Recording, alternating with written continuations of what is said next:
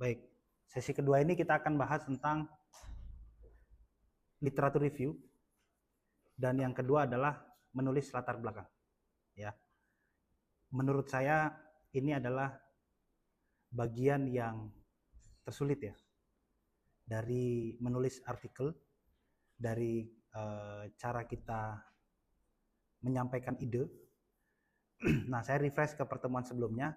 Pertemuan sebelumnya itu kita sudah bahas beberapa poin mengenai problem statement, lalu kemudian riset gap, dan kemudian yang terakhir adalah apa itu thesis statement. Dan di ujung atau sebelum dari ketiga hal itu, kita sudah punya satu topik dan isu, satu topik atau isu yang itu nanti kemudian akan kita bahas di dalam artikel hukum ya, dalam artikel hukum.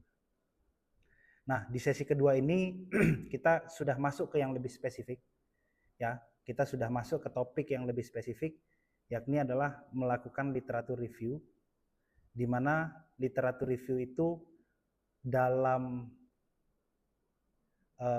pendapat saya, literatur review itu ada dua ya.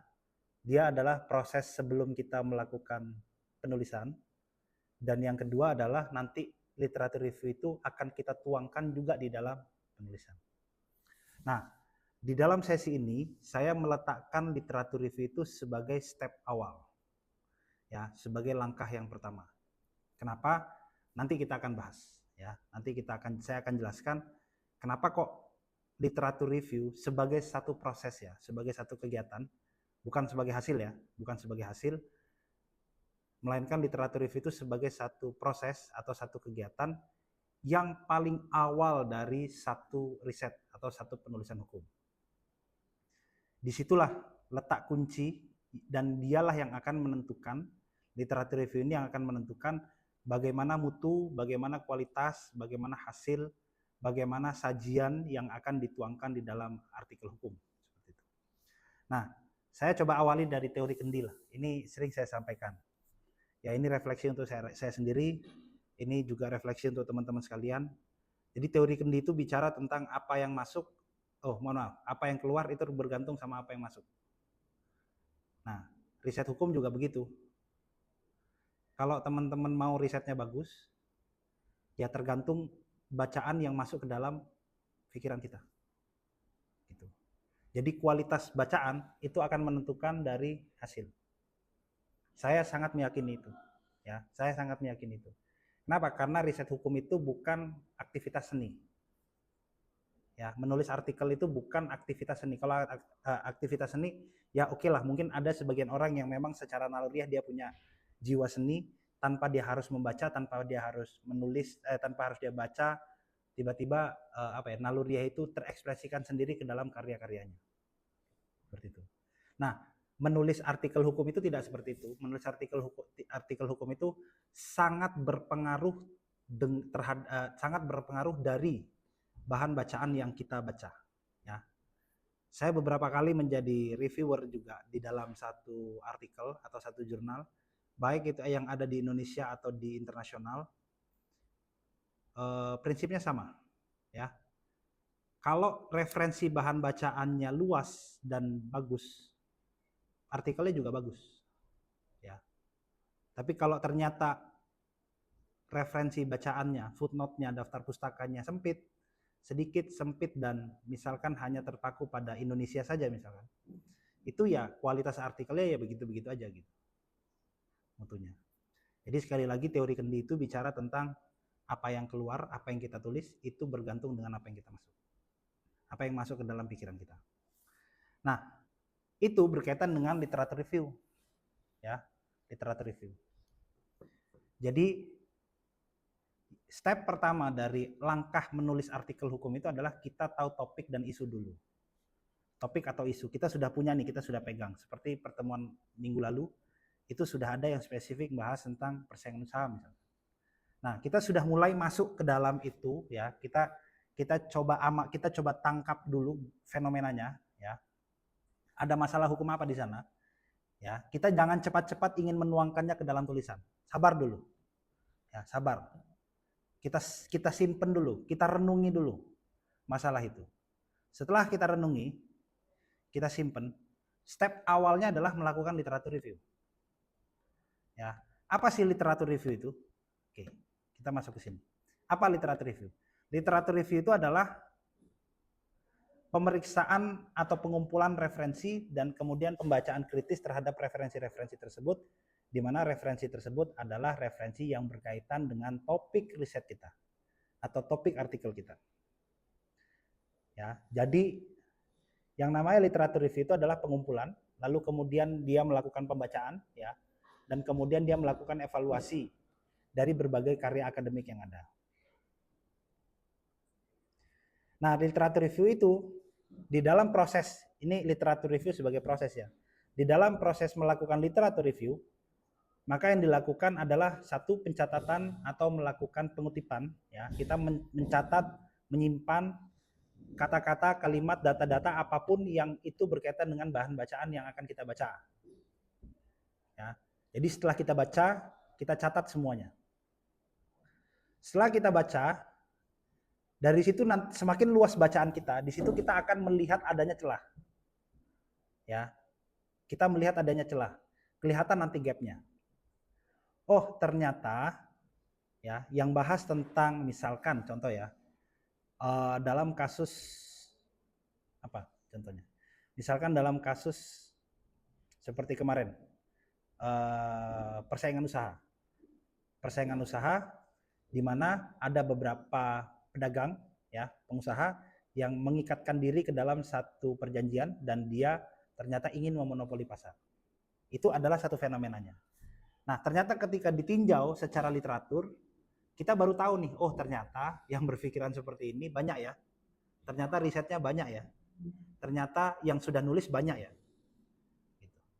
Nah, ketika kita sudah merasakan hal itu bukan berarti kita harus pesimis, bukan. Tetapi yang harus kita lakukan adalah kita mencari celah. Oke, ada satu ternyata kita mengumpulkan ya, yang hampir mirip sama ide kita, itu ada 12 artikel misalnya. Itu artikel Indonesia misalnya. Ya, kita lihat. Oh, ternyata satu bicara dari aspek ini, kedua bicara dari aspek ini, ketiga bicara dari aspek ini, keempat bicara dari aspek pengusaha, yang kelima dilihat ada studi interdisipliner dilihat dari segi ekonomi. Nah, kita cari ya, kita list dulu. Artikel ini bicara ini, artikel ini bicara ini. Nah, nanti akan kelihatan gapnya. Makanya semakin banyak kita baca, kita harus semakin sensitif. Membaca itu kan meningkatkan daya kritis kita. Oh, ternyata ada satu bagian yang memang belum dibahas nih. Dari 12 ini belum ada yang dibahas. Apa misalkan? 12 orang ini bersepakat bahwa seluruhnya itu menganggap monopoli itu salah. Ya, monopoli itu salah. Dan kemudian tawarannya adalah melakukan revisi ya terhadap peraturan. Nah, ternyata ada studi yang belum ada, misalkan studi perbandingan. Coba sih kita lihat di negara lain gitu ya. Apakah kemudian kasus semacam ini ada? Dan bagaimana negara lain itu menghadapi kasus-kasus semacam ini? Nah, itu dilihat. Ya, itu dilihat. Nah, di situ kelihatan gapnya. Ya, di situ kelihatan gapnya. Karena saya sudah jelaskan di pertemuan sebelumnya, riset gap itu banyak sekali jenisnya. Beda pendekatan, beda lokasi, beda jenis, beda data, beda situasi, beda negara, beda apa lagi, beda macam-macam, ya, macam-macam. Nah, kita cari celah itu. Nah, itu semua dihasilkan dari tahap literatur review. Nah, gimana sih cara melakukan literatur review? Ini yang berikutnya. Tahapannya apa aja? Yang pertama adalah kita udah melakukan identifikasi tema. Ya. Area-areanya kita sudah cluster. Dan ini adalah langkah yang sangat penting ya. Langkah yang sangat hati-hati.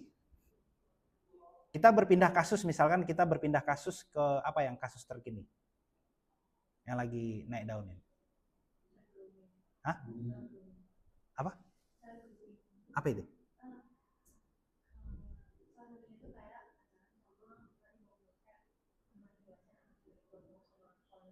Oke. Berarti ada fenomena di mana Orang tua berarti ya. Orang dewasa berpacaran sama anak kecil. Anak kecilnya umur berapa rata-rata? Di bawah 18 tahun. Dan kemudian membangun konsen, kesepakatan. Ada paksaan? Nah, berarti kesepakatannya itu fenomena. Dan ada dampak negatif yang benar-benar terjadi?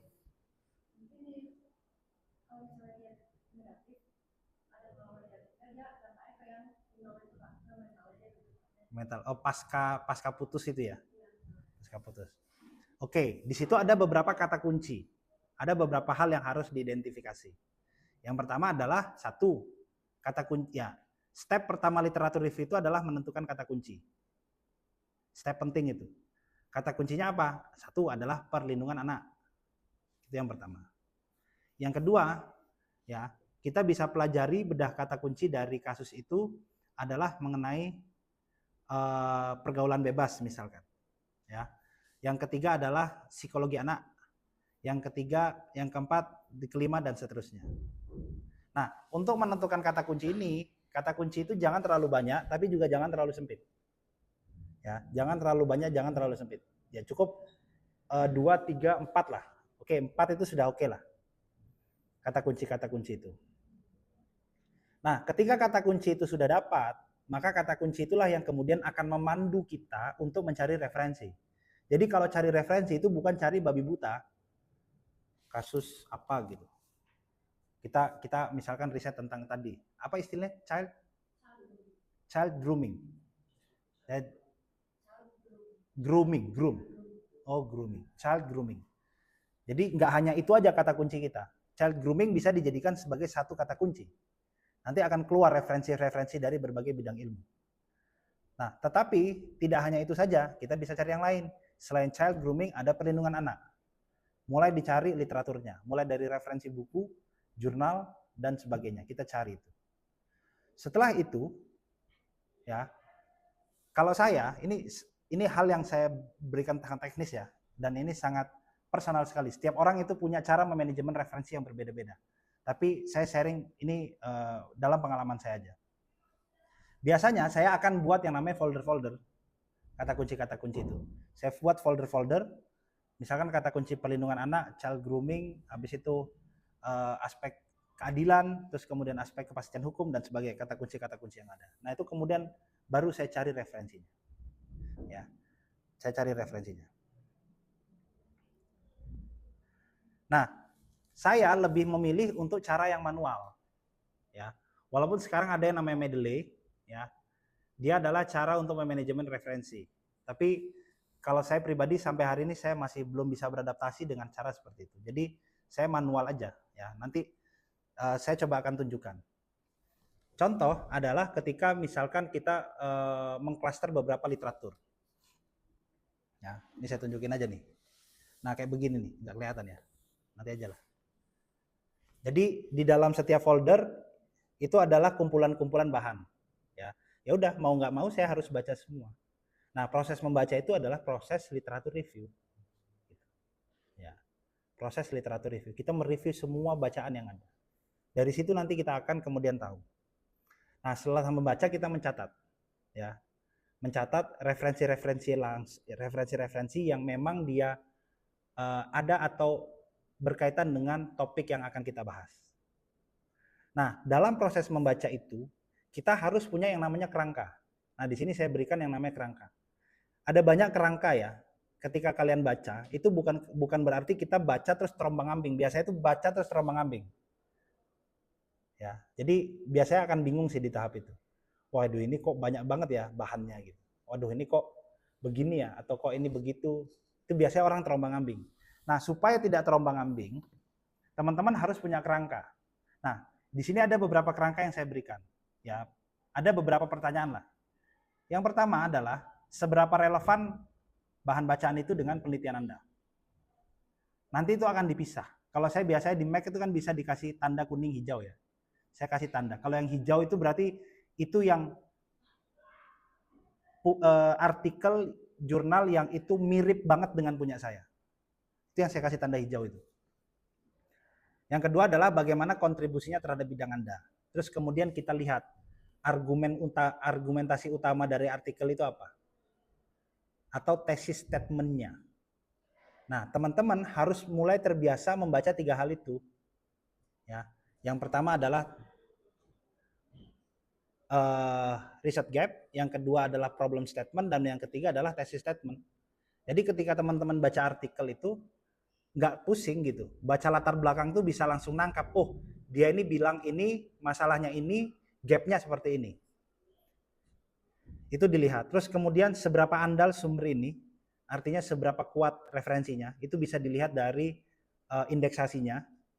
Lalu kemudian seberapa kuat dia menyajikan bukti. Terus kemudian apakah pandangannya itu sejalan atau berbeda dengan riset Anda. Nah, itu nanti di cluster juga. Ya, di cluster.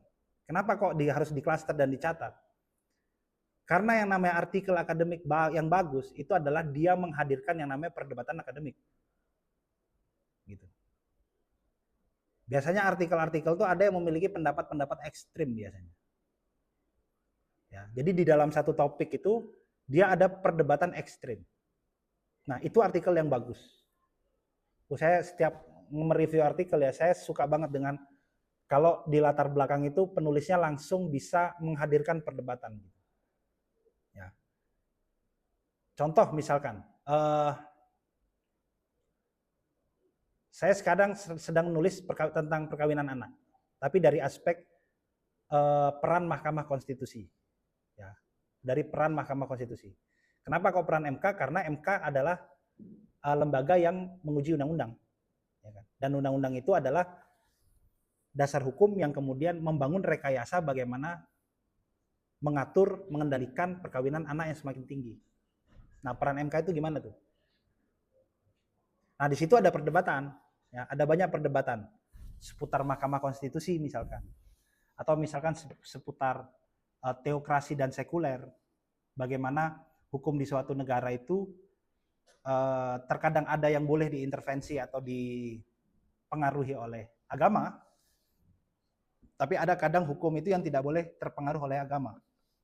Yang dikedepankan adalah norma-norma sekuler, misalkan tentang hukum hak asasi manusia, paham universal, dan sebagainya. Nah, riset yang baik itu adalah riset yang menghadirkan perdebatan itu.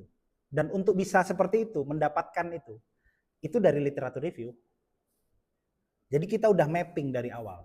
Ya. Kita mapping dari awal. Cara belajar yang paling gampang itu coba mulai dari isu-isu yang debatable aja. Misalkan kayak sekarang. Sekarang itu sampai hari ini isu yang masih menjadi perdebatan keras adalah boleh nggak sih pidana mati? Ya kan? Nah, coba klaster aja mana yang pro dan mana yang kontra. Nah, nanti setelah di klaster yang pro dan kontra, teman-teman harus inovatif lagi, di klaster lagi tuh. Yang pro, yang kontra ya. Dia kontra pidana mati itu sebabnya apa? Ada yang menyatakan sebabnya karena tidak ada fair trial, ada yang menyebabkan ada yang menolak pidana mati karena menganggap peradilannya korup, salah tangkap, dan sebagainya. Ada yang menolak pidana mati karena aspek hak atas hidup. Tentu kita harus kritisi lebih lanjut dong. Oh, kalau misalkan ternyata rezimnya peradilannya bersih, maka orang-orang itu gimana? Apakah dia tetap sepakat atau tidak dengan pidana mati? Nah, itu adalah proses berpikir di dalam literatur review. Ya. Dan cara-cara seperti ini nanti akan berpengaruh pada isi tulisan. Ya, sangat berpengaruh. Nah, jadi pandangan yang berbeda sejalan itu dilihat. Terus kemudian pendekatan teori itu juga dilihat. Apakah pendekatan yang kita baca itu bisa kita pinjem, bisa kita pakai juga di riset kita atau berbeda. Terus kemudian apa sih yang belum dipertimbangkan? Dari literatur-literatur itu, dari proses melakukan literatur review akan kelihatan. Apa yang belum dipertimbangkan. Ya. Ketika saya melakukan riset terhadap anak, saya menemukan banyak hal yang ternyata orang Indo belum bahas. Saya dapat dari literatur-literatur di Turki, saya baca literatur-literaturnya Turki karena komparatifnya ke Turki, ada banyak hal yang belum dibahas sama orang-orang hukum Indonesia. Contoh apa? Perkawinan anak tapi bentuknya itu adalah forced marriage. Jadi perkawinan dalam bentuk paksaan. anak itu nggak pengen nikah, tapi karena paksaan orang tuanya, dan orang tuanya itu melakukan transaksi, ada transaksi nilai ekonomis di sana, ada orang tuanya yang punya utang, ya sedih lah. Kadang-kadang itu ya peneliti bawa perasaan juga sih. Ada orang tuanya punya utang, akhirnya dia nggak bisa bayar, akhirnya anak perempuannya dinikahin sama orang lain, begitu. Itu adalah masuk dalam konsep perkawinan paksa. Nah, pertanyaannya di Indonesia ada nggak seperti itu? Wah, banyak sekali. Tapi fenomena itu belum dikonsepkan oleh orang Indonesia. Dalam beberapa bacaan saya belum melihat ada yang membahas serius tentang forced marriage itu. Kalau child marriage banyak, perkawinan anak banyak, tapi yang forced marriage-nya belum. Tuh. Nah, itu belum dipertimbangkan, ada temuan lagi. Terus kemudian siapa akademisi utama di bidang Anda? Nah, ini penting. Itu juga proses di literatur review. Nah, kenapa kok ketika melakukan literatur review itu kita harus menemukan ilmuwan populernya atau rule modelnya? Karena kalau kita tidak membatasi, itu kita akan terombang-ambing juga. Contoh, yang bahas tentang teori demokrasi, banyak sekali. Banyak, semua dari timur ke selatan tuh banyak. Bukan berarti semuanya jelek, enggak. Tapi dari banyaknya penulis itu akan ada ilmuwan-ilmuwan populernya. Ya, ada ilmuwan-ilmuwan populernya yang dimana seluruh pemikiran tentang demokrasi itu nanti dia akan merujuk itu ke sana, dan nanti ada penerus generasi penerusnya. Seperti itu. Ya. Nah, jadi di dalam proses literatur review itu kita juga perlu melakukan yang namanya pencatatan terhadap ilmuwan-ilmuwan populer yang ada di bidangnya. Dan itu saya tidak hanya mencari dalam proses literatur review, tapi saya sering nyarinya itu biasanya di LinkedIn juga. Kita udah punya ini nih, kita udah punya kata kunci. Itu saya biasanya sebelum tidur saya cek di LinkedIn. Saya masukin kata kuncinya misalkan kayak yang kemarin itu ya child marriage gitu. Keluar itu orang-orang yang menulis tentang itu. Nah, kenapa kita harus lakukan itu? Karena kebiasaannya nih, ya ilmuwan-ilmuwan itu, peneliti-peneliti itu biasanya kalau risetnya tentang itu ya udah itu aja. Dia nggak gaduh-gaduh. Itu saya umum banyak sekali menemukan, yaitu menurut saya kelebihan ya. Kelebihannya penulis-penulis luar tuh seperti itu. 30 tahun dia bahas aspek agama dan politik, ya sudah 30 tahun itu tulisannya tentang agama dan politik. Persinggungan Islam dengan politik misalnya. Dia enggak nulis lain tuh, dia enggak nulis tentang yang lain-lain, enggak ada. Ya udah dia hanya bicara dulu. Nah, itu yang perlu kita cari ya. Dan carinya teman-teman jangan berpaku aja sama Google, cari aja semua. Dulu pertukaran informasi akademik itu di Twitter ada. Cuman semenjak saya udah nggak main Twitter, saya pindah ke LinkedIn, ternyata LinkedIn lebih bagus, lebih update juga gitu. Ya. Ya coba dilihat di dua itu. Jangan berpaku ke Google aja. Biasanya saya cari di LinkedIn, setelah saya lihat nih ya, dia tulisannya bagus-bagus gitu ya. Dia kan ngasih summary biasanya di LinkedIn itu. Dia kasih summary, baru kemudian saya explore di Google gitu. Ternyata ketika saya buka di Google, wah, hampir 15 tahun ya udah, misalkan tulisannya itu tentang perkawinan, ya sudah perkawinan aja tulisannya gitu. Terus kemudian topik apa yang masih terlewatkan ya. Sama aja itu. Nah, apa sih capaiannya? Capaiannya apa? Apa yang ingin dicapai dari proses literatur review? Satu, menempatkan penelitian kita ini dalam konteks historis. Kalau literatur review kita bagus, kita berhasil masuk ke dalam perdebatan, kita berhasil masuk ke dalam isu, ya, maka tulisan kita itu akan menjadi produk sejarah di kemudian hari. Ya, tulisan Anda akan juga dikelompokkan oleh penulis-penulis yang lain. Yang kedua adalah menunjukkan keterkaitannya dengan penelitian sebelumnya. Tuh. Lalu kemudian menganalisis karya utama, ya seperti yang saya sampaikan tadi, atau yang monumental di bidang itu.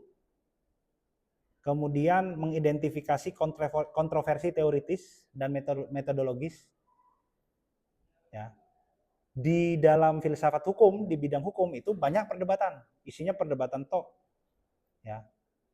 Makanya sebagai mahasiswa hukum kita tidak boleh fanatik sebenarnya. Ya, kita nggak bisa hukum itu dilihat hitam putih, itu nggak bisa.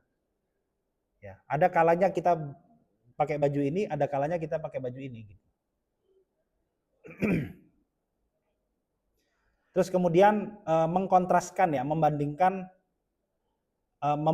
dan mengkontraskan pandangan berbagai penulis. Itu juga proses literatur review. Terus kemudian menunjukkan area yang masih perlu diteliti, ya, celahnya. Oh, ini ada yang belum dibahas. Tadi saya sudah gambarkan, ada 12 artikel, ternyata ada satu gap yang masih belum dilihat. Nah, berikutnya adalah kalau proses literatur review-nya bagus, itu nanti akan menyumbang kontribusi teoritis dari artikel yang kita tulis. Ya.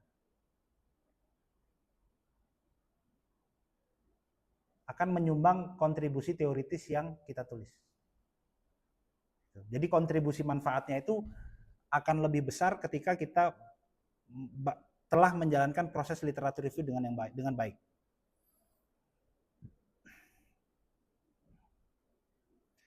Dan yang terakhir itu adalah literatur review itu adalah memastikan bahwa kalian punya artikel, klaim yang kita bangun itu benar-benar adalah klaim yang memiliki tingkat kebaruan yang bagus.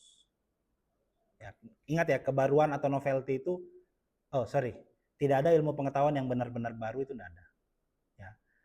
Novelty itu bisa dilihat dari objek yang kita riset dan bisa juga dilihat dari pendekatan yang kita lakukan. Ya. Perkawinan anak itu luar biasa, sangat luar biasa itu, banyak risetnya. Tapi pendekatan terhadap perkawinan anak juga banyak. Nah, itu yang perlu kita kembangkan novelty-nya. Ya. Sehingga kalau kita melakukan literatur review yang bagus, harapannya kita menemukan gap, kita menemukan celah, akhirnya kita punya pendekatan yang sifatnya lebih orisinil. Ya. Masih cerita saya tentang perkawinan anak, dari perjalanan saya baca literatur review, ini saya masih baca ya. Ini bulan kedua ini. Saya belum nulis di bulan kedua ya. Ini bulan kedua saya setelah saya ngumpulin semua bahan, saya masih belum nulis. Saya masih baca aja. Ya, gak usah buru-buru nulis itu. Sabar aja. Mau ngejar apa kalian? Sabar aja. Ini udah 2 bulan, 2 bulan saya. Yang lama saya membahas grand teori dasarnya sih, yang saya lama bacanya.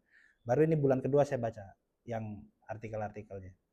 Saya nemukan pendekatan spasial. Jadi pendekatan spasial itu adalah pendekatan geografis untuk memahami bagaimana persebaran perkawinan anak itu terjadi. Itu ada satu peneliti orang teknik di Turki yang melakukan itu. Waktu saya baca, bagus ini.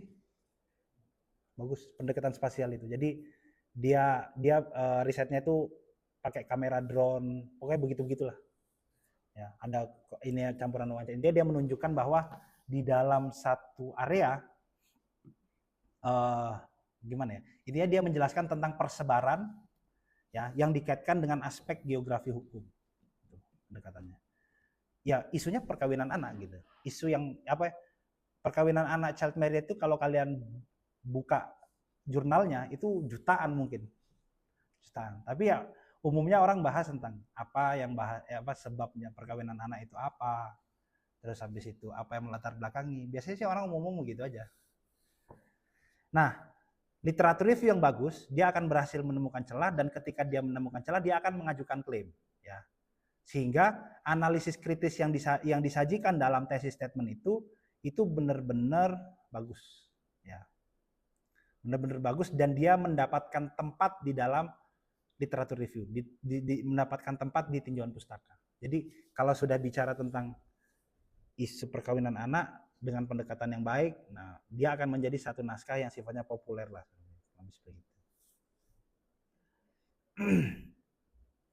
Nah, itu adalah literatur review ya. Itu menurut saya pengantar konsep-konsep dari literatur review, literatur review sebagai proses ya. Nah, berikutnya adalah tentang bagaimana kita mencari sumber. Itu kembali lagi ke yang tadi. Isi kepala itu tergantung isi tulisan tergantung sama bacaan. Itu tergantung sama bacaan. Sebenarnya tips simple peneliti hukum tuh satu, kuat baca, udah itu aja. Ya, dan saya sih berharap teman-teman tidak tergoda sama AI ya. Bukan berarti saya berharap tidak tergoda dengan AI itu bukan berarti kita anti AI ya. Saya bersahabat sama AI. Bersahabat kalau saya sudah deadlock, cari pendekatan, saya pasti kasih AI. Coba kasih saya perspektif baru. Saya sering berdiskusi lah. Terus kalau nyari kata kunci, saya pasti saya minta buatin AI. ChatGPT saya pasti pakai. Terus kemudian nyari riset gap, cara mengeruncingkan riset gap itu saya pasti pakai AI.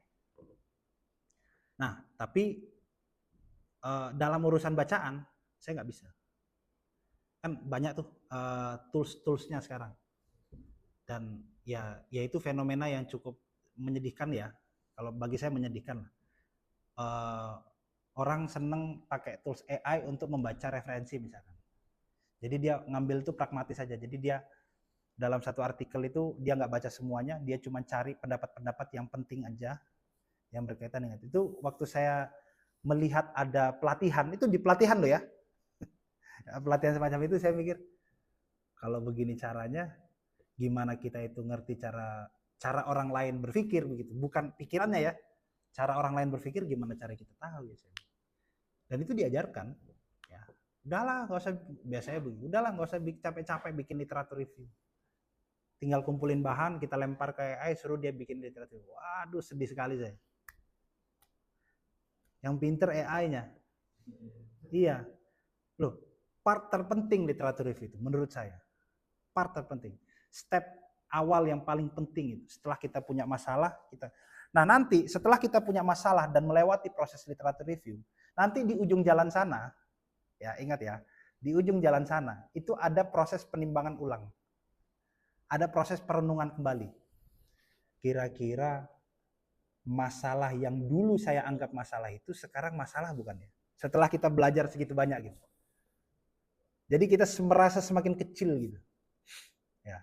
Ya itu fitrah itu. Semakin kita banyak belajar tuh kita semakin bodoh biasanya. Semakin nggak percaya diri. Nah, sebelum kita masuk ke latar belakang, saya ada sedikit cerita ya. Ini cerita-cerita saya S3 lah. Ini adalah cerita jelek yang bisa diambil pengalamannya. Karena dalam waktu proses saya S3, kegagalan saya pertama kali nulis disertasi adalah kegagalan dalam melakukan literatur review. Makanya saya panjang kali lebar di sesi ini hanya bicara literatur review. Ketika S3, topik saya itu kan tentang kekosongan presiden dan wakil presiden. Dah. Ya. Nah, saat itu saya ingin mencari pendekatan. Apa sih pendekatan teori yang saya bisa pakai gitu? Pasti satu sistem pemerintahan, sistem presidensial. Nah, sistem presidensial itu bicara tentang relasi eksekutif legislatif. Dah, sebatas itu aja. Apakah dia harus seimbang, sejajar, proporsional, saling check and balance, dan sebagainya. Nah, saya merasa dulu tidak menemukan, awal-awal ya, karena saya tidak punya kata kunci yang bagus. Saya gagal dalam merumuskan kata kunci. Karena saya tidak berhasil menemukan kata kunci, maka saya tidak berhasil menemukan referensi-referensi yang mirip dengan disertasi saya tentang kekosongan bersamaan presiden dan wakil presiden. Nah, saya salah kata kunci. Yang saya dapat itu adalah satu, transitional government. Yang kedua, interim government. Yang ketiga adalah provision government. Yang intinya ini menjelaskan tentang pemerintahan transisi. Pemerintahan transisi yang terbentuk di dalam kekosongan kekuasaan. Ini kata kunci salah yang saya pakai ini. Habis itu apa lagi ya? Ya mungkin itu aja lah, 3 ini. Nah, saya cari 3 ini. Saya pelajari literaturnya, Indo, luar, saya cari. Nah, setelah saya cari, saya salah itu. Saya salah dalam memaknai. Ya memang betul, ketiga konsep yang saya bilang ini bicara tentang kekosongan kekuasaan. Memang betul. Tapi kekosongan kekuasaan yang dimaksud oleh 3 ini, itu adalah kekosongan kekuasaan karena ada tragedi besar sebelumnya, dan kemudian tragedi besar itu merubah konfigurasi rezim secara signifikan.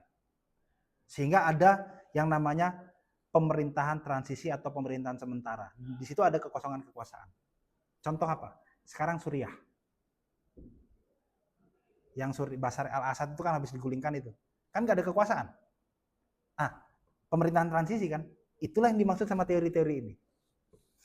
Indonesia pernah ada pemerintahan transisi, tidak disebut transisi ya, tapi dalam ilmu politik disebut transisi itu ketika Soeharto jatuh, habis itu Habibie naik. Jadi ada dua perubahan konfigurasi ya.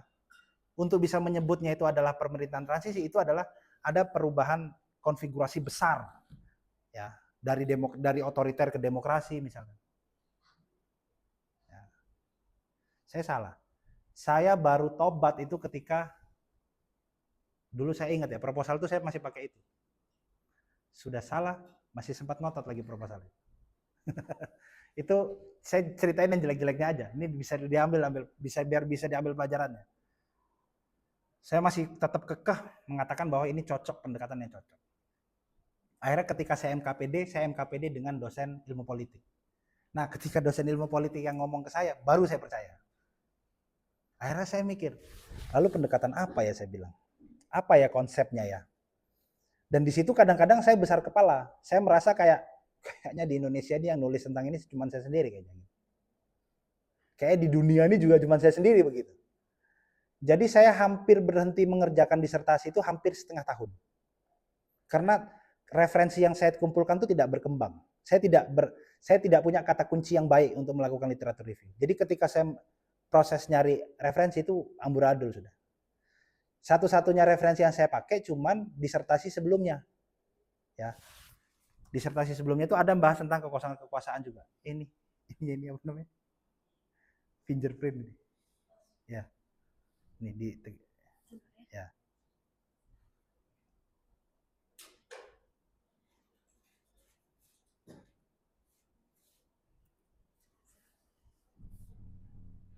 Nah, singkat cerita, di suatu pagi hari lah, saya nggak tahu dapat ilham dari mana waktu itu udah disertasi itu stuck.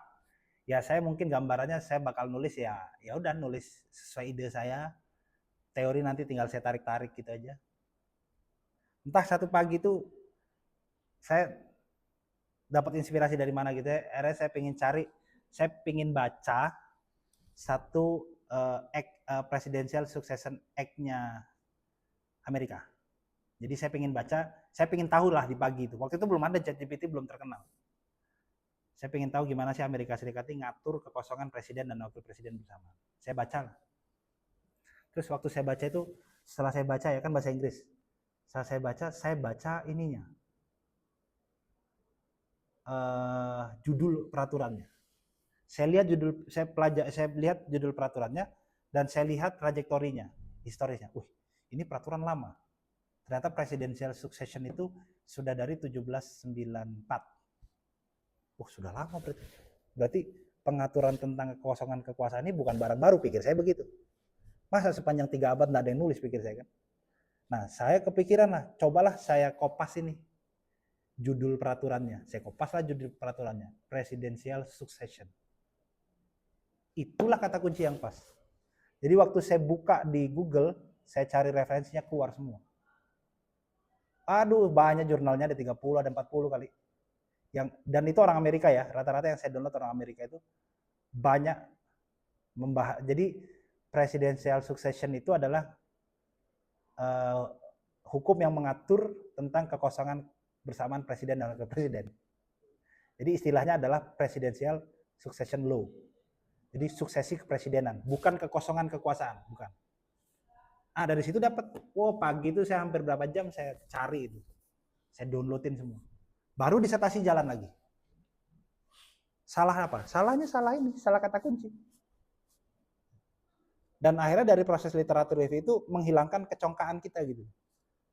Kadang-kadang peneliti itu merasa kayak, wah ini kayaknya masalahnya sudah paten ini, sudah keren ini. Tiba-tiba waktu saya baca, begini. Ternyata sudah banyak. Pikiran kita itu sudah pernah dipikirkan orang puluhan tahun silam dulu, sudah banyak. Nah, kita tinggal mereplika, mengkontekskan dengan kasus Indonesia. Seperti itu. Nah, jadi literatur review, menentukan kata kunci, mencari sumber, itu proses awal yang tidak boleh diremehkan. Ya, saya tipikal yang mengharap ke teman-teman habiskan waktu banyak untuk baca itu. Ya mungkin ada sebagian yang lain yang ngajarkan pragmatis ya, tapi kalau saya tidak. Saya habisin aja, berarti 3 bulan mempelajari masalah, ini enggak apa-apa, enggak masalah. Toh nanti juga hasilnya keren kok. Hasilnya bagus. Seperti itu. Ya. Oke. Nah, ini adalah beberapa sumber yang bisa teman-teman akses ya. Nanti saya share ini.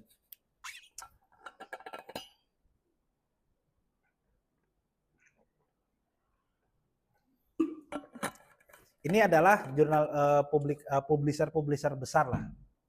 Ya. Kalau di Indonesia ada Garuda, ada Sinta, ada Google Scholar, teman-teman bisa pakai itu. Ya, ditambang sebanyak-banyaknya. Ininya apa namanya? Bahannya. Disimpan, dikasih rak-raknya lah. Ini yang bahas ini yang bahas ini yang bahas ini. Oke. Oke, ada pertanyaan? Ya.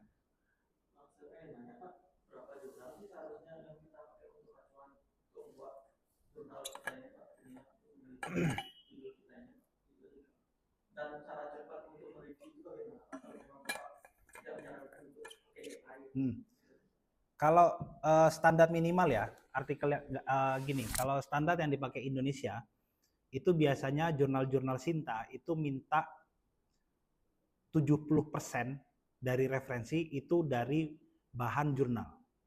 70%. Baik itu di dalam atau luar negeri. Dia nggak patok. Kalau Sinta ya, rata-rata editornya begitu. 30%-nya dari buku nggak masalah.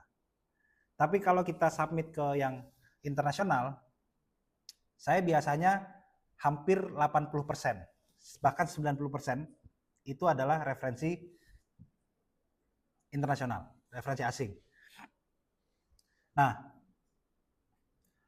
cara baca cepat itu terjawab ya, masalah bobot. Footnote.